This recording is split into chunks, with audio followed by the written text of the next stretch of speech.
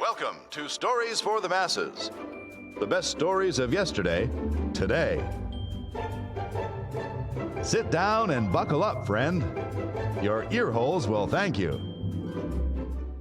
When last we saw our friends, they were in dire straits indeed. Dorothy and Toto unconscious but safe, and the lion facing certain death in the poppy fields. I wonder if they'll be able to save him.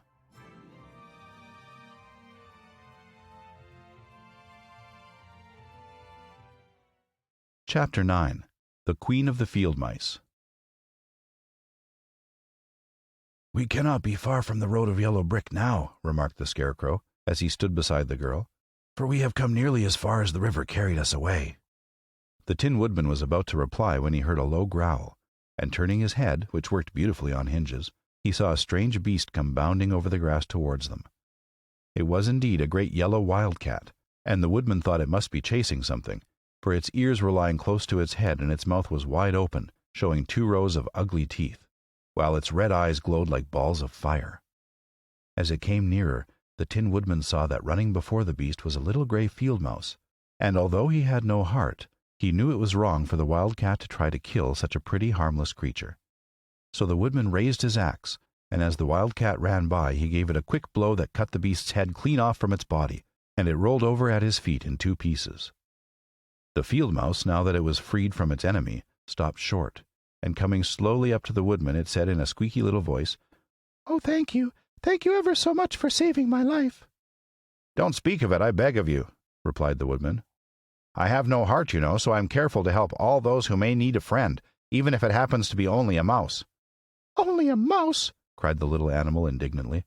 "Why, I am a queen, the queen of all the field mice." "Oh, indeed," said the Woodman, making a bow. "Therefore you have done a great deed, as well as a brave one in saving my life," added the queen. At that moment several mice were seen running up as fast as their little legs could carry them, and when they saw their queen they exclaimed, "Oh, your Majesty, we thought you would be killed. How did you manage to escape the great wildcat?" And they all bowed so low to the little queen that they almost stood upon their heads. "This funny Tin Man," she answered, "killed the wildcat and saved my life. So hereafter you must all serve him and obey his slightest wish." "We will!" cried all the mice in a shrill chorus, and then they scampered in all directions, for Toto had awakened from his sleep, and seeing all these mice around him he gave one bark of delight and jumped right into the middle of the group. Toto had always loved to chase mice when he lived in Kansas, and he saw no harm in it. But the Tin Woodman caught the dog in his arms and held him tight, while he called to the mice, come back, Toto shall not hurt you." At this the Queen of the Mice stuck her head out from a clump of grass and asked in a timid voice, "Are you sure he will not bite us?" "I will not let him," said the Woodman, "so do not be afraid." One by one the mice came creeping back, and Toto did not bark again, although he tried to get out of the Woodman's arms, and would have bitten him had he not known very well he was made of tin. Finally one of the biggest mice spoke. "Is there anything we can do," it asked, "to repay you for saving the life of our queen?" "Nothing that I know of," answered the Woodman, but the Scarecrow, who had been trying to think but could not because his head was stuffed with straw, said quickly, "Oh, yes, you can save our friend the Cowardly Lion, who is asleep in the poppy bed." "A lion?" cried the little queen. "Why, he would eat us all up." "Oh, no," declared the Scarecrow. "This lion is a coward." "Really?" asked the mouse. "He says so himself," answered the Scarecrow, "and he would never hurt anyone who is our friend. If you will help us to save him, I promise that he shall treat you all with kindness." "Very well," said the queen. "We will trust you, but what shall we do?" "Are there many of these mice which call you queen and are willing to obey you?" "Oh, yes, there are thousands," she replied. "Then send for them all to come here as soon as possible, and let each one bring a long piece of string."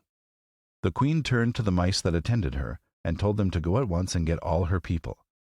As soon as they heard her orders, they ran away in every direction as fast as possible. "Now," said the Scarecrow to the Tin Woodman, "you must go to those trees by the riverside and make a truck that will carry the lion." So the Woodman went at once to the trees and began to work, and he soon made a truck out of the limbs of trees, from which he chopped away all the leaves and branches.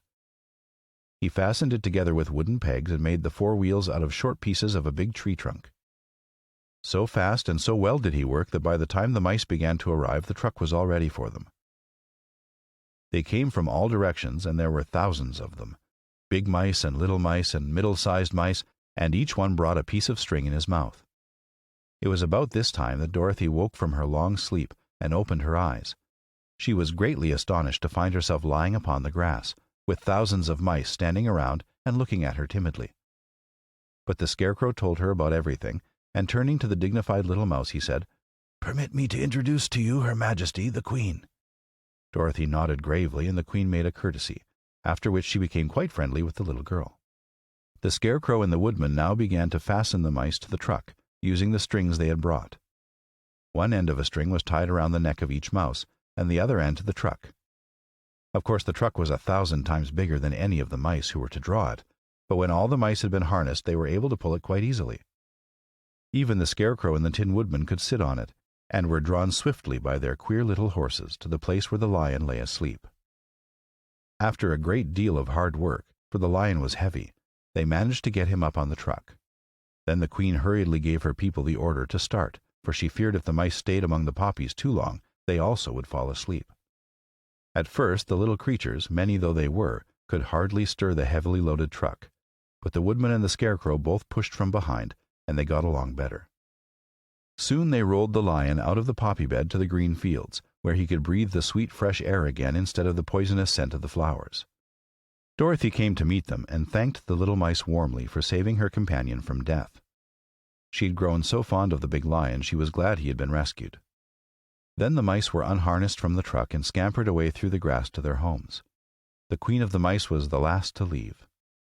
"If you ever need us again," she said, "come out into the field and call, and we shall hear you and come to your assistance.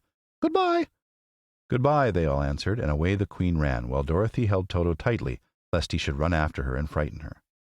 After this they sat down beside the lion until he should awaken, and the Scarecrow brought Dorothy some fruit from a tree nearby, which she ate for her dinner. Chapter 10. The Guardian of the Gate. It was some time before the Cowardly Lion awakened, for he had lain among the poppies a long while, breathing in their deadly fragrance. But when he did open his eyes and roll off the truck, he was very glad to find himself still alive. "I ran as fast as I could," he said, sitting down and yawning, "but the flowers were too strong for me. How did you get me out?" Then they told him of the field mice, and how they had generously saved him from death, and the Cowardly Lion laughed and said, "I have always thought myself very big and terrible, yet such small things as flowers came near to killing me, and such small animals as mice have saved my life. How strange it all is! But, comrades, what shall we do now?" "We must journey on until we find the road of yellow brick again," said Dorothy, "and then we can keep on to the Emerald City." So the lion, being fully refreshed and feeling quite himself again, they all started upon the journey, greatly enjoying the walk through the soft, fresh grass. And it was not long before they reached the road of yellow brick, and turned again toward the Emerald City, where the great Oz dwelt. The road was smooth and well paved now, and the country about was beautiful, so that the travelers rejoiced in leaving the forest far behind, and with it the many dangers they had met in its gloomy shades. Once more they could see fences built beside the road, but these were painted green, and when they came to a small house in which a farmer evidently lived, that also was painted green. They passed by several of these houses during the afternoon, and sometimes people came to the doors and looked at them as if they would like to ask questions, but no one came near them nor spoke to them, because of the great lion, of which they were very much afraid. The people were all dressed in clothing of a lovely emerald green color, and wore peaked hats like those of the Munchkins. "This must be the land of Oz," said Dorothy, "and we are surely getting near the Emerald City." "Yes," answered the Scarecrow. "Everything is green here, while in the country of the Munchkins blue was the favorite color. But the people do not seem to be as friendly as the Munchkins, and I'm afraid we shall be unable to find a place to pass the night." "I should like something to eat besides fruit," said the girl, "and I'm sure Toto is nearly starved. Let us stop at the next house and talk to the people." So, when they came to a good-sized farmhouse, Dorothy walked boldly up to the door and knocked. A woman opened it just far enough to look out and said, "What do you want, child, and why is that great lion with you?" "We wish to pass the night with you if you will allow us," answered Dorothy, "and the lion is my friend and comrade, and would not hurt you for the world." "Is he tame?" asked the woman, opening the door a little wider. "Oh, yes," said the girl, and he is a great coward, too, so that he will be more afraid of you than you are of him." "Well," said the woman, after thinking it over and taking another peep at the lion, "if that is the case, you may come in, and I will give you some supper and a place to sleep." So they all entered the house, where there were, besides the woman, 2 children and a man. The man had hurt his leg and was lying on the couch in a corner. They seemed greatly surprised to see so strange a company, and while the woman was busy laying the table, the man asked, "Where are you all going?" "To the Emerald City," said Dorothy, "to see the great Oz." "Oh, indeed," exclaimed the man. "Are you sure that Oz will see you?" "Why not?" she replied. "Why, it is said that he never lets anyone come into his presence. I have been to the Emerald City many times, and it is a beautiful and wonderful place. But I have never been permitted to see the great Oz, nor do I know of any living person who has seen him." "Does he never go out?" asked the Scarecrow. "Never. He sits day after day in the great throne room of his palace, and even those who wait upon him do not see him face to face." "What is he like?" asked the girl. "That is hard to tell," said the man thoughtfully. "You see, Oz is a great wizard, and he can take on any form he wishes, so that some say he looks like a bird, and some say he looks like an elephant, and some say he looks like a cat. To others he appears as a beautiful fairy, or a brownie, or in any other form that pleases him. But who the real Oz is when he is in his own form no living person can tell." "That is very strange," said Dorothy, "but we must try in some way to see him, or we shall have made our journey for nothing." "Why do you wish to see the terrible Oz?" asked the man. "I want him to give me some brains," said the Scarecrow eagerly. "Oh, Oz could do that easily enough," declared the man. "He has more brains than he needs." "And I want him to give me a heart," said the Tin Woodman. "That will not trouble him," continued the man, "for Oz has a large collection of hearts of all sizes and shapes." "And I want him to give me courage," said the Cowardly Lion. "Oz keeps a great pot of courage in his throne room," said the man, "which he has covered with a golden plate to keep it from running over. He will be glad to give you some." "And I want him to send me back to Kansas," said Dorothy. "Where's Kansas?" asked the man in surprise. "I don't know," replied Dorothy sorrowfully, "but it is my home, and I'm sure it's somewhere." "Very likely. Well, Oz can do anything, so I suppose he will find Kansas for you. But first you must get to see him, and that will be a hard task, for the great wizard does not like to see anyone, and he usually has his own way. But what do you want?" he continued, speaking to Toto. Toto only wagged his tail, for, strange to say, he could not speak. The woman now called to them that supper was ready, so they gathered around the table, and Dorothy ate some delicious porridge and a dish of scrambled eggs and a plate of nice white bread, and enjoyed her meal. The lion ate some of the porridge, but did not care for it, saying it was made from oats, and oats were food for horses, not for lions. The Scarecrow and the Tin Woodman ate nothing at all. Toto ate a little of everything and was glad to get a good supper again. The woman now gave Dorothy a bed to sleep in, and Toto lay down beside her, while the lion guarded the door of her room so she might not be disturbed. The Scarecrow and the Tin Woodman stood up in a corner and kept quiet all night, although of course they could not sleep. The next morning, as soon as the sun was up, they started on their way and soon saw a beautiful green glow in the sky just before them. "That must be the Emerald City," said Dorothy. As they walked on, the green glow became brighter and brighter, and it seemed that at last they were nearing the end of their travels. Yet it was afternoon before they came to the great wall that surrounded the city. It was high and thick and of a bright green color.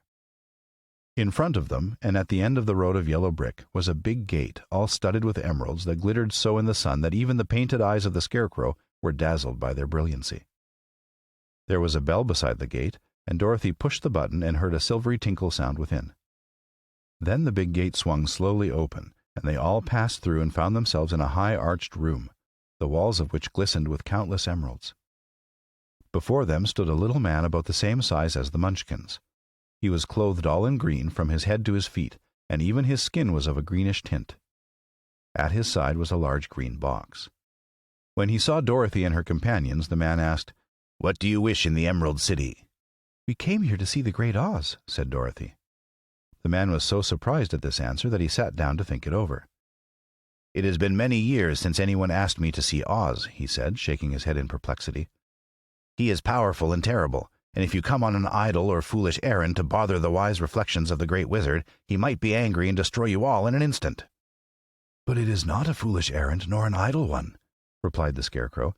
"It is important, and we have been told that Oz is a good wizard." "So he is," said the Green Man, "and he rules the Emerald City wisely and well. But to those who are not honest or who approach him from curiosity, he is most terrible, and few have ever dared ask to see his face. I am the guardian of the gates, and since you demand to see the great Oz, I must take you to his palace. But first you must put on the spectacles." "Why?" asked Dorothy.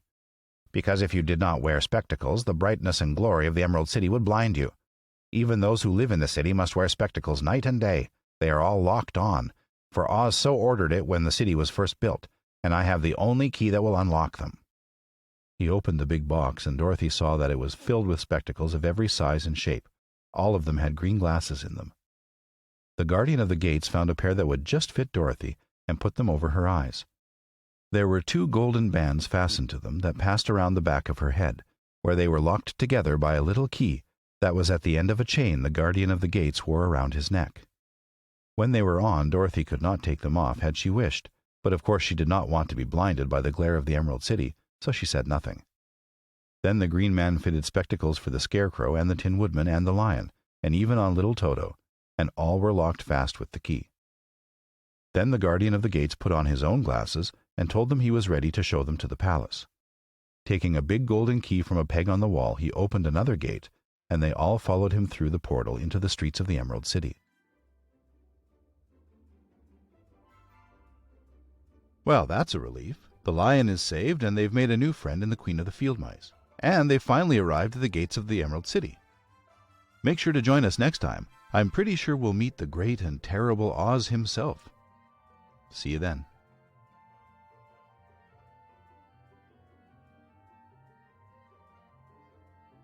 Before you go, if you've listened to the previous episodes, you probably already know this, but just in case you don't, if you wanted to skip all the episode stuff and listen to the whole book all at once, you can buy the audiobook at pretty much anywhere that sells audiobooks, except, as you probably know, not Audible. You can go to storiesformasses.com/audiobooks to get a list of places where you can find the book. Well, that about covers it for this episode. Hope you enjoyed it, and I hope we'll see you next time. Bye for now.